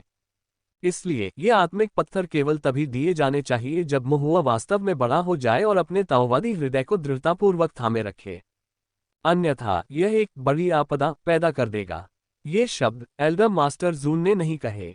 जुन जियो को अंतर्निहित मुद्दे समझ में नहीं आए। उन्होंने सिर्फ सिर हिलाया और कहा, पूर्वज के विचार सही हैं। फिर दोनों ने कुछ देर तक बातचीत की। जब मामले पर ज्यादातर चर्चा हो चुकी थी तो जुन जियो ने अपने हाथों को कप के आकार में करके कहा, देर हो रही है, मैं पहले विदा लेता हूं। हम बड़े मास्टर जून ने सिर हिलाया। जून जियो एक क्षण के लिए रुका। उसके मन में एक प्रश्न घूम रहा था, लेकिन बहुत हिचकिचाहट के बाद उसने उसे आवाज नहीं दी। 5वीं कक्षा शून्य गठन। उन्होंने नहीं पूछा और एल्डर मास्टर जून ने इसका उल्लेख नहीं किया। ऐसा लग रहा था कि सब लोग भूल गए हैं, लेकिन जून जियो अपने दिल में साफ जानता था कि यही सबसे अहम बिंदु है। हालांकि 5वीं श्रेणी की व्यू रचना और स्वर्ग शून्य शक्तियों से जुड़ा ये स्तर ऐसा नहीं था जिसके बारे में वह पूछताछ कर सके और न ही उस पर बात कर सके। यदि पूर्वज को कुछ मिल भी गया तो भी वह नहीं कहा जाएगा। लेकिन महुआ पूर्वज, जुन जियो ने धीरे से कहा, वह बालक महुआ, क्या उसका मार्ग सामान्य साधकों से अलग है? एल्डर मास्टर जुन ने शांत भाव बनाए रखा, अलग कैसे? जुन जियो ने भौहें चढ़ाईं। उसकी दिव्य इंद्रिय उसी लोक के साधकों की तुलना में कहीं अधिक प्रबल प्रतीत होती है, और वह दिव्य विचार का उपयोग करके कुछ कल्पना की वस्तुओं पर आक्रमण भी कर सकता है। वह बुरी आत्माओं के गूढ़ मार्गों से भी बहुत परिचित प्रतीत होता है। ये तो कुछ ऐसी बातें नहीं हैं जो आपने उसे सिखाई होंगी, है ना? जून जियो कुछ गंभीर भाव से बोली, आखिर इस बच्चे की पृष्ठभूमि क्या है? इसे यह विरासत कहाँ से मिली? एल्डर मास्टर जुन ने सवाल टालते हुए केवल इतना कहा, आपको ज्यादा कुछ पूछने की जरूरत नहीं है, अपने दिल में जानना ही काफी है, और दूसरों से इसका जिक्र मत कीजिए। पूर्वज, जुन जियो कुछ उलझन में था। एल्डर मास्टर जुन ने गंभीरता से कहा, यदि आप नहीं पूछेंगे तो आपको पता नहीं चलेगा, और यदि आप नहीं जानते तो कोई कर्म नहीं होगा। कभी कभी कोई भी कर्म अच्छा कर्म नहीं होता। जुन जियो स्थिर खड़ा रहा, फिर गंभीरता से सिर हिलाया। बड़े मास्टर जुन ने हाथ हिलाकर कहा, अपना काम करो। हाँ। जुन जियो ने सलाम किया, मैं विदा लेता हूँ पूर्वज। जुन जियो के चले जाने के बाद एल्डर मास्टर जून चुप रहे। महुआ के बारे में कुछ बातें उससे पता थीं, लेकिन उसने कभी सवाल नहीं उठाया। जून उपनाम वाले व्यक्ति ने स्वर्गीय गुप्त गणना निपुणता प्राप्त की। मरने से पहले उसने बच्चे के साथ कुछ किया होगा, कुछ महत्वपूर्ण कर्मों को छिपाने के लिए स्वर्गीय गुप्त धुंध का उपयोग किया होगा। महुआ के रहस्य, जब तक वह चुप रहता है, सुरक्षित रहते हैं। लेकिन एक बार बोल देने के बाद, भले ही वह बात खुद से ही क्यों न कही जाए, वह शायद सुरक्षित न रहे। एल्डर मास्टर जून की निगाहें गहरी थीं और उन्होंने धीरे से आह भरी। अल्पविराम। रात गहरी हो चुकी थी। एक भव्य हॉल के गुप्त कक्ष में श्री तू दंड भुगत रहे थे। 10,000 राक्षसों की घाटी का उन्मूलन कर दिया गया, और वर्षों में विकसित राक्षस साधकों का लगभग पूरी तरह से सफाया कर दिया गया, और पैदा हुए राक्षस प्रेत पूरी तरह से खा लिए गए। उसकी बची हुई आत्मा का एक अंश नष्ट हो गया, जिससे उसकी जीवन ऊर्जा को गंभीर क्षति पहुंची। ये यंग मास्टर की दिव्य आत्मा के दुष्स्वप्न में हमेशा के लिए फंस जाने से बमुश्किल एक सांस की दूरी पर था। यह अब तक की सबसे दुखद क्षति थी। शोधक दानव पर्वत के भीतर 10,000 दानवों की घाटी को खोने का मतलब था एक अक्षय खजाने को खोना। भारी संख्या में राक्षस साधक, दिव्य भगवान द्वारा संचालित, गुर्गे, पशु सामग्री, राक्षसी मांस और बुरी आत्माओं के बुरे विचारों के साथ, सभी ने अपनी आपूर्ति खो दी। यद्यपि इसका कोई कारण था, फिर भी दैवीय दंड अपरिहार्य था। यह आज तक श्रीतु को दी गई सबसे गंभीर, क्रूर यातना थी। उन्होंने महान निर्जन प्रदेश में सभी प्रकार के क्रूर दंडों को स्वयं देखा और अनुभव किया, जहां मानव संसार एक जेल की तरह था। सजा के बाद श्री तू की त्वचा छिन्न भिन्न हो गई थी और उनकी हड्डियां उजागर हो गई थीं। वे जमीन पर गिर पड़े थे। मानव के रूप में उनकी पहचान लगभग असंभव थी। मानो वे क्षत विक्षत मांस के एक टुकड़े के समान थे। साथ ही उससे भी अधिक पीड़ादायक थी उनकी दिव्य आत्मा। ये स्पष्ट नहीं था कि श्री तू को अंतहीन दर्द से उबरने में कितना समय लगा। दैरवी दंड की पीड़ा उसकी दिव्य आत्मा में अंकित हो गई। फिर भी उसकी त्वचा और मांस धीरे धीरे पुनर्जीवित होकर अपने मानव रूप में लौट आए। श्रीमान तू जंगल की तरह सफेद भेड़ की हड्डी से बनी दिव्य मूर्ति के सामने घुटने टेकते हुए कांपने लगे। उनकी आवाज कांप रही थी, दोषीदास धन्यवाद। आपकी कृपा के लिए दिव्य प्रभु का धन्यवाद। यद्यपि ईश्वरीय प्रभु ने क्रूर यातनाएं दी, ईश्वरीय दंड अपनी कठोरता में अभूतपूर्व था, लेकिन श्रीमान तू को अपने दिल में पता था कि ईश्वर ने वास्तव में दया दिखाई थी। दिव्य प्रभु ने उसे समझ लिया। इस हार का मूल कारण ये था कि प्रतिद्वंद्वी एक भयंकर देवता था। नश्वर मनुष्यों की तुलना देवताओं से कैसे की जा सकती है। ये क्रूर ईश्वर था जो अपनी कमजोरी के बजाय बहुत अधिक शक्तिशाली था। देवता के सामने चाहे कितनी भी अच्छी तैयारी हो, कितनी भी सूक्ष्म योजनाएं हो, कभी कभी वे सब व्यर्थ हो जाती हैं। और इस युद्ध में भारी क्षति के बावजूद महत्वपूर्ण लाभ भी प्राप्त हुआ। श्रीमान तू ने डरते हुए कहा, दिव्य प्रभु का सच्चा शत्रु इस दोषी दास के सामने प्रकट हो गया। ये हाल ही में पैदा हुआ युवा भयंकर देवता है। इस देवता का दिव्य कौशल एक स्वर्णिम दिव्य तलवार है, लेकिन इसकी संरचना प्राचीन है। तलवार का शरीर अपरिष्कृत है, तलवार जैसा दिखता है फिर भी तलवार नहीं है। तलवार को दैवीय कौशल के रूप में प्रयोग करना इसकी भारी घातक प्रकृति को दर्शाता है। दानव शोधन आरेख में असंख्य दुष्ट आत्माओं का वध कर दिया गया, जिससे इसकी गहन क्रूरता का पता चला। यह देवता दुष्ट देवताओं में से एक भयंकर देवता होना चाहिए, और इस भयंकर भगवान के गुर्गे और अनुयायी जो सबसे आगे हैं वे ताइक्सुगेट हैं। यहाँ तक कि अशिंग वॉर्ड संप्रदाय और तया संप्रदाय भी अपने संबंधों से बच नहीं सकते। इस वंश के 3 संप्रदायों में उच्च श्रेणी के साधक गुप्त रूप से इस उग्र भगवान की पूजा करते होंगे। इस उग्र भगवान द्वारा संचालित इस युवा उग्र भगवान की रक्षा करने के लिए अपना सर्वोत्तम प्रयास करते होंगे, क्योंकि यह सुरक्षित रूप से बढ़ता है, एक क्षेत्र पर शासन करता है और इस प्रचंड ईश्वर का लक्ष्य। श्रीमान तू ने अपना सिर झुका लिया, उनके दांत किटकिटा रहे थे। ये वास्तव में दिव्य भगवान है। कमरा अचानक अंधेरा हो गया। डर के मारे श्री तू ने तेजी से कहा, दिव्य भगवान सो रहे हैं, दिव्य विचार चुप हैं, दिव्य शक्ति अप्रकट है। ये प्रचंड ईश्वर इतना दुस्साहसी होने का साहस करता है, दिव्य भगवान को पाने के लिए अवसर का लाभ उठाने की कोशिश करता है, गुप्त रूप से दिव्य भगवान के अधिकार को हड़प लेता है, दिव्य भगवान के पद को लूटने की साजिश रचता है, और यहाँ तक कि दिव्य प्रभु की दिव्य मज्जा तक पहुँचने के लिए। अचानक तेज हवा का झोंका आया, पूरा कक्ष खून से लथपथ हो गया, मानो घोर अत्याचार छा गया हो, दम घुट रहा हो। दिव्य भगवान क्रोधित थे। श्रीमान तू जमीन पर घुटनों के बल बैठ गए और अपना सिर उठाने का साहस नहीं कर सके। एक क्षण बाद सब कुछ बिखर गया। ऐसा लग रहा था कि श्रीमान तू के हृदय में कोई दिव्य संकेत था। ऐसा लग रहा था मानो ईश्वर ने उसे कोई दिव्य ज्ञान दे दिया हो। एक क्षण के लिए श्री तू की आंखों में शून्यता और क्रूरता दिखाई दी। एक भयानक भव्यता प्रकट हुई, जो कुछ ही देर बाद सामान्य हो गई। श्रीमान तू कुछ देर तक स्तब्ध रहे, फिर अत्यंत प्रसन्न हो गए।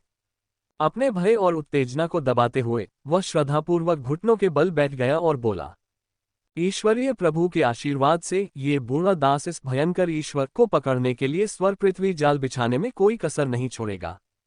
इस युवा प्रचंड भगवान को दिव्य भगवान के पुनरुत्थान के भव्य समारोह में सबसे उदार बलि बनने दो। उसे बता दो कि यदि कोई मेरे प्रभु की दिव्य शक्ति का अपमान भी करता है, तो चाहे वे देवता ही क्यों न हो, वे अवश्य मरेंगे। जैसे ही श्रीमान तू ने बोलना समाप्त किया, कमरे में खून धीरे धीरे कम हो गया। दमनकारी माहौल पूरी तरह से गायब हो गया। श्रीमान तू धीरे से खड़े हो गए, लेकिन उनकी अभिव्यक्ति गंभीर बनी रही। भयंकर भगवान का शिकार करना अनिवार्य रूप से अत्यंत कठिन है। यह अज्ञात है कि कितनी कीमतें चुकानी होंगी, कितने लोगों की जान जाएगी, कितने राक्षस और बुरी आत्माएं नष्ट होंगी, लेकिन ये सब इसके लायक है। इसके अलावा वह प्रचंड ईश्वर अभी भी युवा है, दिव्य पद केवल द्वितीय श्रेणी का है, और जन्मजात दिव्य क्षमता अभी पूरी तरह से विकसित नहीं हुई है। चाहे वह कितनी भी मजबूत क्यों न हो, वह सीमित है। यदि इसे अभी नहीं मारा गया तो निस्संदेह ये भविष्य में एक बड़ा खतरा बन जाएगा। वह भयंकर भगवान, अपनी बची हुई आत्मा के लुप्त होने पर जो दृश्य उन्होंने देखे, वे अनायास ही श्रीतु के मन में तैरने लगे। आकाश में सुनहरी रोशनी छा गई, एक युवा दिव्य शरीर, एक सरल किंतु भयावह दिव्य तलवार। ये वह दृष्टि थी जिसका उन्होंने अनुमान लगाया था। शेष बची आत्मा की मृत्यु के बाद उससे संबंधित सभी चीजें लुप्त हो जाएंगी। उसे यह पता नहीं होना चाहिए था। उसने अपने बारे में अनुमान लगाने के लिए तथा मरने से पहले अपनी बची हुई आत्मा द्वारा देखे गए दृश्यों को देखने के लिए दिव्य भगवान की दूरगति शक्ति को उधार लिया। वह केवल अपने बारे में अनुमान लगाने का साहस कर सका। 18 गुना अधिक साहस के बावजूद भी वह एक भयंकर ईश्वर के बारे में अनुमान लगाने का साहस नहीं कर सका। फिर भी अपनी शेष आत्मा के बारे में अनुमान लगाते हुए ये दृश्य देखा गया। इसके अलावा और कोई सुराग नहीं मिला। न तो भयंकर ईश्वर का चेहरा देख पा रहा हूं, न ही उसका रूप। ये बात भले ही महत्वहीन रही हो, लेकिन जिस बात ने सचमुच श्रीमांतु का ध्यान खींचा वह थी प्रचंड देवता की आंखों का धुंधला दृश्य। ठंडे तालाब की तरह गहरी, झिलमिलाती चमक वाली, जटिल और विचित्र ये आंखें विभिन्न शक्तियों की अनेक परतें समेटे हुए प्रतीत होती थीं। और सबसे अधिक परेशान करने वाली बात थी काली छाया की एक परत। यह कोई साधारण काली छाया नहीं थी। भयंकर ईश्वर की आंखों की काली छाया के भीतर किसी प्रकार के कपटपूर्ण दिव्य विचार एल्गोरिथम का धुंधला मिश्रण प्रतीत होता था। श्रीमान तू के दिल में एक नाम उभर आया। उसे पूरे शरीर में बर्फ जैसी ठंड महसूस हुई। श्री तू ने तुरंत अपना सिर हिलाते हुए कहा, असंभव, उस आदमी का दांव, चाहे कितना भी भयानक या धोखेबाज हो, उसका प्रभाव कभी भी इतनी दूर तक नहीं बढ़ सकता। विशेष रूप से ईश्वरीय प्रभु की सतर्क निगाहों के नीचे। असंभव, श्री तू ने बुदबुदाया। रहस्य की गहराई में कार्य कारण के भंवर में फंसे श्री तू ने इस संदेह को एक तरफ रख दिया तथा इसे अपने मन से निकाल दिया। बस उसे कभी यह एहसास नहीं हुआ कि वह इसे अपनी इच्छा से भूला था या उसे भूलने के लिए मजबूर किया गया था। कियानेक्सुए राज्य की सीमा पर विभिन्न अंतर्धाराएं उमड़ पड़ी। इसके विपरीत मोहुआ के दिन शांतिपूर्ण हो गए। वो प्रतिदिन शांतिदायक धूप जलाता था, एल्डर मास्टर झुन द्वारा दिए गए ताइजू आरेख पर चिंतन करता था। मोहुआ को नहीं पता था कि आरेख को क्या कहा जाता है। उसने बस अपनी विशेषता का उपयोग किया और इसे एक मनमाना नाम दिया। ताइजू आरेख पर चिंतन, ताओवादी हृदय को परिष्कृत करना। इसके अलावा कक्षाओं में भाग लेना, साधना करना, निर्माण तकनीक सीखना सामान्य रूप से जारी रहा। कई दिनों के बाद चेतना के समुद्र से कुछ अराजक और भ्रष्ट इच्छाओं के अवशेष लगभग पूरी तरह से शुद्ध हो गए। मोहुआ ने अपनी चेतना के सागर को सुदृढ़ करने में कुछ समय बिताया। इस प्रकार उसकी दिव्य भावना का क्षेत्र पूरी तरह से स्थिर हो गया। 19 पैटर्न। मोहुआ को दिल में खुशी महसूस हुई। एक आधार स्थापना क्षेत्र साधक की दिव्य भावना, सामान्यतः कहें तो ये प्राप्त करने योग्य सबसे मजबूत स्तर था। उनके वरिष्ठ भाइयों में, यहाँ तक कि उनसे एक स्तर ऊपर के भाइयों में भी उनकी तरह प्रबल दैवीय भावना नहीं थी। यहाँ तक कि फाउंडेशन एस्टेब्लिशमेंट पीक पर कुछ आंतरिक संप्रदाय के शिष्यों ने भी, यदि उन्होंने संरचनाओं का अध्ययन नहीं किया या दिव्य ज्ञान के मार्ग पर नहीं चले, तो उनकी दिव्य ज्ञान उनसे बढ़कर नहीं होगा। मोहुआ बहुत खुश हुआ। इसके अलावा, यद्यपि 2 दिव्य इंद्रिय क्षेत्रों को पार करने के कारण उनकी साधना का स्तर नहीं बढ़ा था, फिर भी उनके दिव्य विचार काफी मजबूत हो गए और उनके अधिकांश ताओ साधना पद्धतियों, जिनमें संरचनाएं, मंत्र और यहाँ तक कि अल्पविकसित दिव्य विचार तलवार रूपांतरण भी शामिल है, में स्पष्ट सुधार दिखाई दिया। केवल दिव्य विचार तलवार परिवर्तन के बारे में सोचते हुए मोहुआ ने थोड़ा सा भौहें चढ़ाई।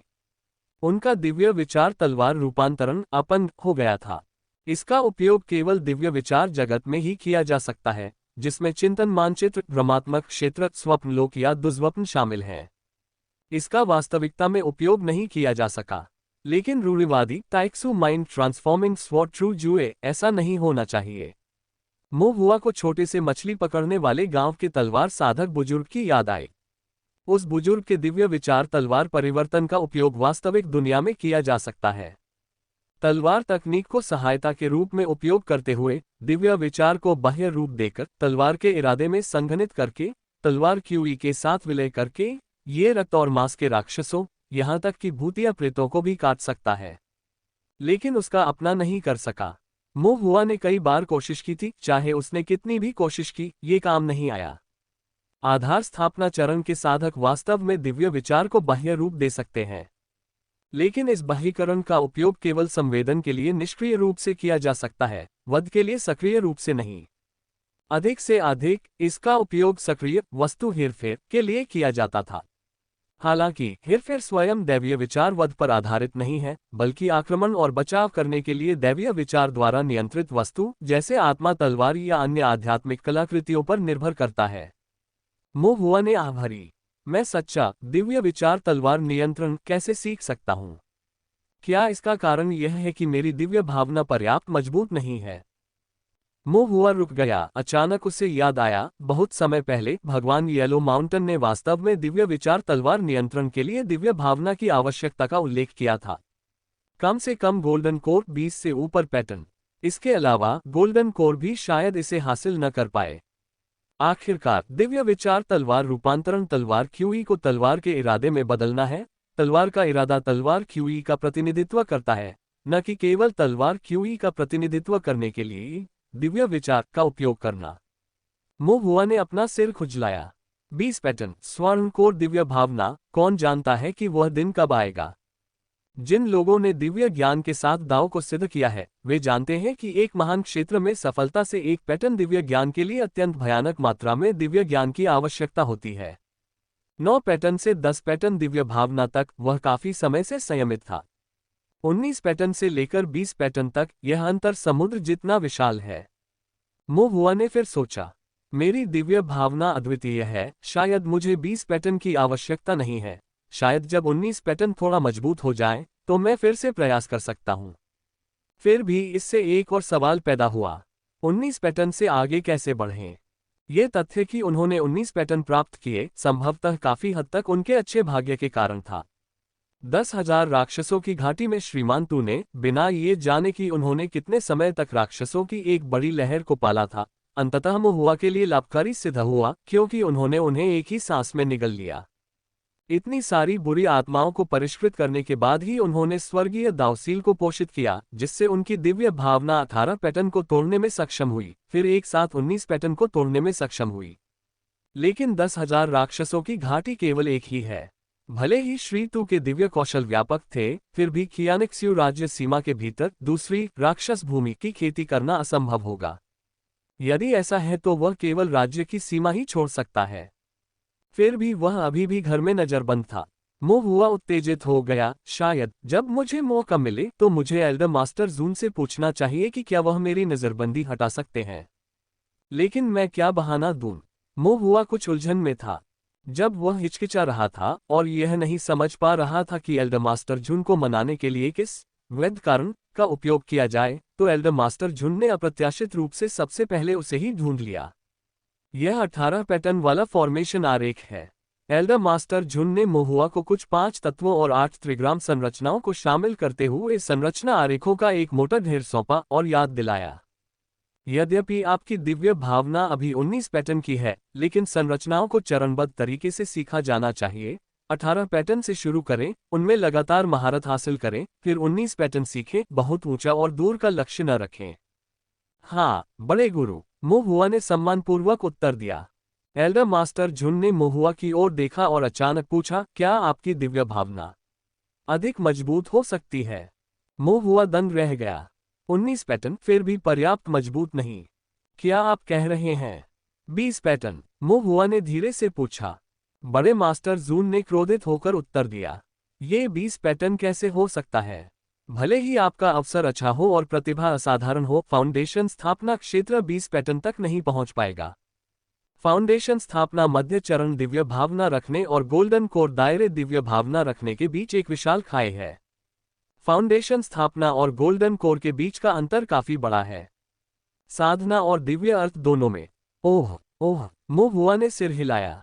मोहुआ को देखते हुए एल्डर मास्टर जून ने अपनी आंखों में विवेकपूर्ण इच्छा का संकेत दिखाया, अभी से अधिक मजबूत होना ही पर्याप्त होगा।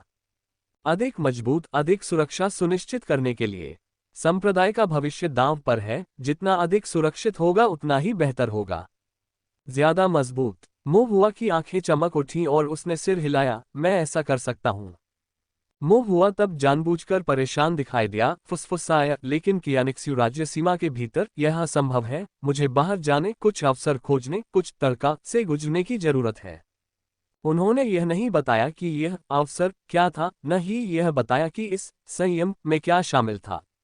बड़े मास्टर झुन ने नहीं पूछा, उन्होंने केवल मोहुआ को एक दिलचस्प अर्थ से भरी नजर से देखा, सिर हिलाया और कहा, ठीक है, मैं तुम्हें नहीं रोकूंगा, नए साल के बाद तुम आजादी से घूम सकते हो। वह देखना चाहता था कि एक बार उसे अपने हाल पर छोड़ दिया जाए तो मोहुआ किस हद तक उसकी दिव्य भावना को शांत कर सकता है। एल्डर मास्टर झुन ने आधिकारिक तौर पर मोहुआ की कैद हटा दी। मोहुआ को मुक्त कर दिया गया। अब उसे कियान लनिंग स्टेट बाउंड्री में फंसे रहने और संप्रदाय के जूनियर ब्रदर्स के साथ रोज खेलने की जरूरत नहीं थी। अब से जैसे कोई मछली समुद्र की ओर लौटती है, कोई छोटा बाघ जंगल की ओर लौटता है। आकाश ऊंचा था, समुद्र विशाल था और यह एक बिल्कुल नई दुनिया थी। मोहुआ के चेहरे पर एक ऐसी मुस्कान उमड़ आई जिसे दबाया नहीं जा सका। धन्यवाद एल्डर मास्टर झुन खुद को रोक नहीं पाए। मोहुआ के मुस्कुराते हुए रूप को देखकर उन्होंने अपना सिर हिलाया और सलाह दी, सावधान रहो और जो भी करो फॉर्मेशन में ढिलाई मत बरतो। हाँ, निश्चिंत रहो एल्डर। मोहुआ ने आश्वासन में बार बार सिर हिलाया। एल्डर मास्टर जून को विदाई देने के बाद मोहुआ शिष्य के निवास पर लौट आया। उसके दिल में अभी भी थोड़ा उत्साह महसूस हो रहा था। अंततः मैं बाहर जा सकता हूँ। वह बहुत लंबे समय से कियानिक्स्यू राज्य में कैद था, वह लगभग भूल ही गया था कि बाहर का वातावरण कैसा है। अब चूंकि उसके पास बाहर जाने का दुर्लभ अवसर था, इसलिए उसे अच्छी योजना बनानी पड़ी। मोहुआ ने चुपचाप अपने मन में गणना की। सबसे पहले उसे अपनी दिव्य भावना को और अधिक बढ़ाने का तरीका खोजना था। यद्यपि उनकी दिव्य अनुभूति कुल 19 पैटर्न के साथ पहले से ही बहुत मजबूत थी, फिर भी यह स्पष्ट रूप से पर्याप्त नहीं थी। चूंकि उसे अपनी दिव्य इंद्रिय से दांव को सिद्ध करने की आवश्यकता थी, इसलिए उसकी दिव्य इंद्रिय जितनी प्रबल होगी उतना ही अच्छा होगा। एक मजबूत दिव्य भावना के साथ वह उन अधिक उन्नत संरचनाओं को सीख सकता था। इसके अलावा यह एल्डर मास्टर जून की योजना भी थी।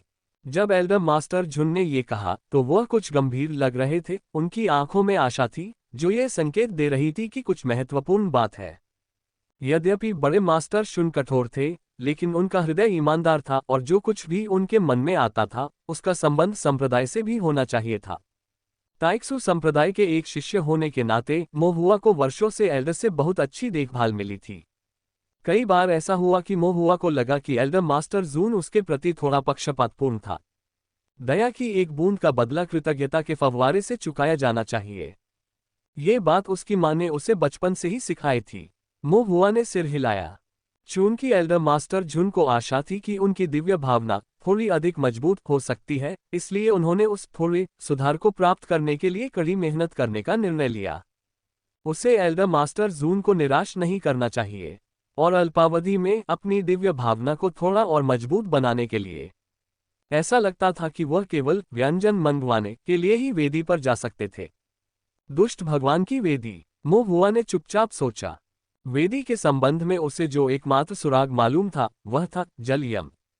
यू परिवार के जल गांव विलुप्ति मामले का अपराधी रक्त सूची में लुप्त दानव प्रमुख अग्नि बुद्ध की जगह ले रहा है। जल यम दुष्ट ईश्वर ने खूनी और क्रूरतापूर्ण प्रचार किया, जिसके साथ बड़े पैमाने पर नरसंहार और यहां तक कि पूरे परिवारों का दुखद विनाश भी हुआ। जहां कहीं भी विलुप्ति हुई है वहां एक वेदी अवश्य होगी। इस वेदी का स्थान निश्चित रूप से जल यम को ज्ञात था। मोहुआ ने मन ही मन सोचा, हम दुष्ट देवता को और फैलने नहीं दे सकते। हम उनके गुर्गों को उनके बेरहमी से नरसंहार जारी रखने की अनुमति नहीं दे सकते। अन्यथा कियान शिक्षण राज्य सीमा के आसपास के अनगिनत साधक उनके बुरे कर्मों का शिकार हो जाएंगे। ताइक्सू संप्रदाय के एक शिष्य होने के नाते, जो कि कियान लनिंग राज्य सीमा के 8 महान द्वारों में से एक है, वह एक धर्मी साधक थे जो स्वाभाविक रूप से राक्षसों को नष्ट करने और बुरी आत्माओं को हटाने के लिए जिम्मेदार थे। बेशक उन्होंने स्वयं भी ऐसा कठिन काम किया है। इसके बाद एक व्यंजन का ऑर्डर देना और खुद को पुरस्कृत करना ही उचित है। मोहुआ ने आत्मविश्वास से सिर हिलाया। दुष्ट ईश्वर के गुर्गों को खत्म करें, वेदी को नष्ट करें, बुरी आत्माओं को निगलें और अपनी दिव्य भावना को पोषित करें। जब दिव्य भावना थोड़ी मजबूत हो जाए तो तलवार कला में सच्चे दिव्य विचार का अभ्यास करने का प्रयास करें, ये देखने के लिए कि क्या तलवार के इरादे को बाह्य रूप दिया जा सकता है। इसके अलावा वह अपने पुराने मित्र लॉर्ड येलो माउंटेन से मिलने के लिए भी समय निकालते हैं। भगवान पीले पर्वत के बारे में सोचते हुए महुआ आह भरने से खुद को रोक नहीं सका। जब से मैंने उनसे आखिरी बार मुलाकात की है, बहुत समय बीत चुका है। मुझे आश्चर्य है कि क्या लॉर्ड येलो माउंटेन को मेरी याद आती है। एक निराश पर्वतीय देवता के रूप में वह एक जीर्ण शीर्ण मंदिर में रहते थे। छत से बारिश का पानी टपकता था और दीवारों से हवा आती थी। वे प्रतिदिन बासी रोटी खाते थे और अनिश्चित स्रोतों से पानी पीते थे। धूपबत्ती के बिना उनके दिन वास्तव में अंधकार में थे। महुआ ने मन ही मन आह भरी। उसके अलावा और किसका हृदय इतना दयालु है जो हमेशा उससे मिलने के बारे में सोचता है। इससे पहले जब वह बंदी था तो उसके पास कोई रास्ता नहीं था, लेकिन अब जब वह स्वतंत्र था तो पुराने मित्र से मिलना और उससे तलवार में दिव्य विचार के बारे में अन्य सुराग पूछना स्वाभाविक था। कुछ अनुभवों से गुजरने के बाद महुआ को दिव्य मार्ग के ज्ञान में कुछ अंतर्दृष्टि और समझ प्राप्त हुई, जिसे वह इस पर्वत देवता भगवान पीले पर्वत के साथ सत्यापित करना चाहता था। लेकिन अब समय नहीं है। नए साल के बाद तक प्रतीक्षा करें। महुआ ने मन ही मन निर्णय लिया। अनजाने में ही एक और साल बीतने वाला था। 10 दिन बाद नए साल का त्योहार होगा और वर्ष के अंत में स्वाभाविक रूप से संप्रदाय की परीक्षा का समय आ गया। इससे पहले महुआ लंबे समय तक 10,000 राक्षसों की घाटी में रहा था।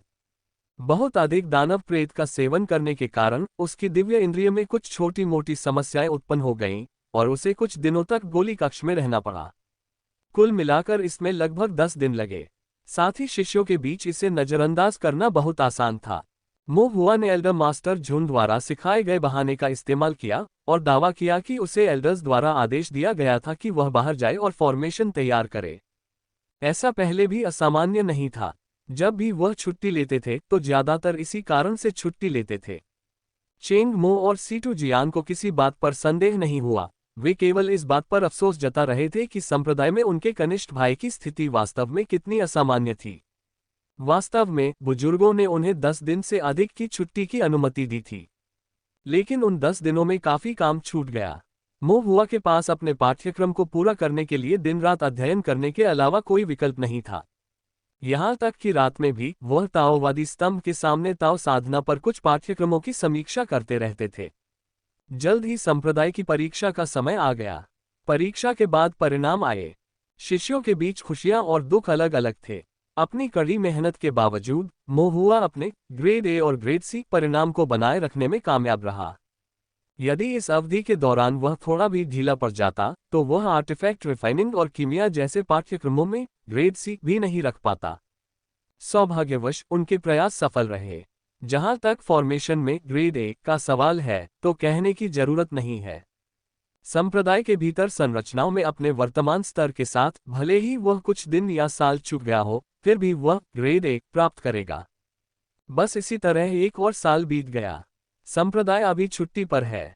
यात्रा पहाड़ी और दूर है। महुआ अकेला है, अभी भी अपने माता पिता को देखने के लिए घर लौटने में असमर्थ है, या टोंगक्सियन शहर में पड़ोसियों और दोस्तों के साथ नए साल का जश्न मनाने में असमर्थ है। लेकिन वह गु परिवार के पास जा सकता है और उनके नए साल की पूर्व संध्या के खाने में शामिल हो सकता है।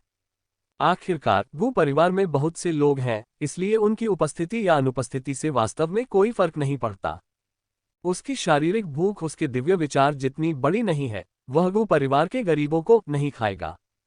कुछ दिनों के बाद महुआ ने अपना सामान पैक किया, एल्डर मास्टर जून को विदाई दी और फिर यूएर के साथ किंगजो शहर में गु परिवार के पास रवाना हो गया। यूएर इससे अधिक खुश नहीं हो सकता। हम घर जा रहे हैं। वह एक छोटे पक्षी की तरह अपनी बाहें फैलाकर रास्ते पर आगे पीछे दौड़ने लगा। उनके गले में एक जेड पेंडेंट लटका हुआ था, जो महुआ की ओर से एक उपहार था, जिसके भीतर महुआ द्वारा नव शिक्षित दिव्य लॉकेरे चित्रित था, जो वास्तव में एक बुराई को दूर भगाने वाली वस्तु थी। इन दिनों दुष्ट आत्माओं के व्यवधान के बिना यूएर को शायद ही कोई बुरे सपने आते थे, और महुआ द्वारा उपहार स्वरूप दिए गए जेड पेंडेंट के साथ यूएर को और भी अधिक सहजता महसूस हुई। वह अच्छी तरह से खाता था, अच्छी तरह से सोता था, जोश से भरा हुआ था और हर दिन महुआ के साथ प्रशिक्षण सीखता था। वह पूरी तरह से ऊर्जावान था। उसकी आंखें चमकीली और स्पष्ट थीं, और वह और भी अधिक जीवंत और उत्साही दिखाई देता था। समूह ने किंगजो शहर में प्रवेश किया और गू परिवार के पास पहुंचा। यूएर की हालत देखकर वेनरेन वान को अपने दिल में एक गर्म राहत महसूस हुई और उसने तुरंत मो हुआ से मुस्कुराते हुए कहा, इसे अपना घर समझो, जो भी खाना या खेलना चाहो कह दो, औपचारिकता मत करो। मो हुआ खुशी से मुस्कुराया, धन्यवाद चाची वान। फिर भी वह पीछे नहीं हटा। पहले वह परिष्कृत दानव पर्वत पर राक्षस जानवरों का शिकार करने में व्यस्त रहते थे, बाद में 10,000 राक्षसों की घाटी में जाते थे, भयंकर राक्षस साधकों से निपटते थे, संप्रदाय में लौटते थे, उन्हें पाठों की समीक्षा करनी पड़ती थी और परीक्षाओं की तैयारी करनी पड़ती थी, तथा वे लगातार व्यस्त रहते थे। नए साल के लिए दुर्लभ अवकाश मिलने पर मोहुआ ने काम और अवकाश के बीच संतुलन बनाने का निर्णय लिया तथा थोड़ा आराम करने के लिए सामान्य नियमों को तोड़ दिया। इसलिए वह यूएर को किंगजो शहर घूमने ले गया, जहां हर जगह लालटेनें लटकी हुई थीं, उत्सव और जीवंतता थी, बाजार कस्बों में अंतहीन हलचल थी। शाम तक वह यूएर को मछली ड्रैगन लालटेन बनाने के लिए ले गया। लालटेन बनाने में गू परिवार के साधकों की मदद ली गई। मो हुआ इस संरचना को चित्रित करने और इसका मार्गदर्शन करने के लिए जिम्मेदार थे। यह मछली ड्रैगन लालटेन कुछ ऐसी चीज थी जो उन्हें छुट्टियों के मौसम में ताइक्सू गेट के विविध नोट्स में मिली थी। विविध नोट्स में मछली ड्रैगन लालटेन बनाने की विधि के साथ साथ उसी नाम की एक शानदार अग्नि संरचना भी शामिल थी। मुख्य संरचना को मो हुआ ने स्वयं चित्रित किया था, लेकिन कई विस्तृत पैटर्न यूएर द्वारा तैयार किए गए थे। मो हुआ से फॉर्मेशन सीखने के बाद यूएर अब लगभग 5 से 6 पैटर्न बना सकता था। यूएर ने बहुत ध्यान और खुशी के साथ चित्र बनाया। जैसे ही रात हुई, मछली ड्रैगन लालटेन समाप्त हो गया। मो हुआ ने मछली ड्रैगन लालटेन को ऊपर उठाते हुए फॉर्मेशन को सक्रिय किया। मछली ड्रैगन लालटेन 3 झाग लंबी, पूरी तरह से लाल रंग की, मछली के शल्कों और ड्रैगन पैटर्न से ढकी हुई थी। जलते ही अंदर की चमकदार अग्नि संरचना सक्रिय हो गई, गर्मी बढ़ गई और पूरी मछली ड्रैगन लालटेन रात के आकाश में तैरने लगी। यह एक लाल रंग के कोई जैसा दिखता था जो ड्रैगन में परिवर्तित हो रहा था, काले आकाश में तैर रहा था, रंगीन और उत्तम। यूएर का मुंह खुला का खुला रह गया, उसकी आंखें चमक रही थीं। उनके बगल में आमंत्रित वेनरेन वान ने रात के आकाश में लाल रंग के चमकीले मछली ड्रैगन को देखा, उसकी आंखों में विस्मय प्रकट हो रहा था। यूएर वेनरेन वान की बाहों में सिमट गया, उसकी आवाज साफ थी, माँ, मैंने वहां ऊपर फॉर्मेशन भी चित्रित किया है। हालांकि ज्यादातर काम भाई मो ने किया था, फिर भी मैंने भी मदद की थी। वेनरेन वान ने कृतज्ञता भरी निगाहों से यूएर की ओर देखा और मुस्कुराते हुए उसकी प्रशंसा की। यूएर सचमुच अद्भुत है। यूएर और भी खुश था, उसका चेहरा मुस्कुरा रहा था, उसकी आंखें छोटी छोटी अर्धचंद्राकार हो गई थीं। मछली ड्रैगन लालटेन को छोड़ने के बाद शाम के भोज का समय हो गया। इस बार किसी ने उन्हें परेशान नहीं किया, मेहमानों और मेजबानों ने आनंद उठाया, सौहार्दपूर्ण और प्रसन्नतापूर्वक। मो हुआ ने खुशी से खाया, उसके गाल फूल गए। फिर भी खाते हुए उसकी नजरें इधर उधर कुछ ढूंढती रहीं। एक पल बाद उसने धीरे से वेनरेन वान से पूछा, आंटी वान, अंकल गू कहाँ हैं? मैं उन्हें क्यों नहीं देख पा रहा हूँ? वेनरेन वान की अभिव्यक्ति थोड़ी सूक्ष्म थी, उसके शायद ताओवादी दरबार में कुछ मामले हैं, उसकी चिंता मत करो और खाओ। ओह, मो हुआ ने अपने मुंह में एक आत्मा जानवर की कोहनी जैसी चीज ठूंस ली। खाना खत्म करने के बाद मो हुआ का पेट भर गया। वह पाचन में सहायता के लिए गू परिवार के पिछवाड़े में टहलता था। गू परिवार अब कुछ गोदामों, पीछे के आवासों, पूर्वजों के निवास और अन्य निषिद्ध भूमि के अलावा जहां चाहे जा सकता था और कोई भी उसे रोक नहीं सकता था। यहां तक कि कुछ किसान भी सक्रिय रूप से उनका अभिवादन कर रहे थे। कुछ लोगों ने तो उन्हें मार्गदर्शन देने की भी पेशकश की। रास्ते में कुछ बुजुर्गों को देखकर उन्होंने मोहुआ को प्यार से सिर हिलाकर अभिवादन किया। कुछ बुजुर्गों ने तो उसे उपहार भी दिए। एक छोटा सा अवकाश उपहार कीमती नहीं, युवा मित्र कृपया इसे अस्वीकार न करें। उपहार वास्तव में बहुत मूल्यवान नहीं थे। परिवार के सदस्यों के बीच आदान प्रदान किए जाने वाले उपहारों की बात करें तो ये उपहार बहुत ही बारीकी से बनाए गए थे, बहुत सोच समझकर बनाए गए थे और शायद इन्हें खरीदना भी मुश्किल था। मो हुआ ने अनुमान लगाया, संभवतः उसका चेहरा इतना महत्वपूर्ण नहीं था। इन बुजुर्गों ने संभवतः एल्डर मास्टर जून के प्रभाव के कारण उसे उपहार दिए थे। लेकिन इन छोटे उपहारों को अस्वीकार करना उनका अनादर करना होगा। इस प्रकार मो हुआ ने उन सभी को विनम्रतापूर्वक स्वीकार कर लिया। इस बीच वह मुस्कुराते हुए प्रशंसा करते थे, जैसे कि पुरुष वरिष्ठों को सफलता और साधना, शीघ्र पंथ परिवर्तन, स्वर्ग शून्यता की संभावनाएं, अनंत जीवन दृष्टि में आदि की शुभकामनाएं देते थे। या फिर महिला वरिष्ठों के लिए सदा जवानी, फूल जैसी सुंदरता, स्थायी रूप से सुरक्षित वर्ष आदि की कामना करें। सभी गु परिवार के बुजुर्ग खुशी से झूम उठे। इस प्रकार महुआ इधर उधर भटकता रहा और अंत में उसके पास छोटे छोटे उपहारों से भरा एक पूरा स्टोरेज बैग आ गया। उन्होंने एक एकांत स्थान ढूंढा और प्रत्येक उपहार का निरीक्षण करना शुरू कर दिया, तथा ये देखने के लिए कि क्या उनमें कुछ मजेदार है या नहीं, इन छोटे छोटे उपहारों की जांच की। जैसे ही उसने पृष्ठ पलटा, उसके कानों में एक मधुर आवाज पड़ी। क्या तुम हमारे गु परिवार को लूटने आए हो?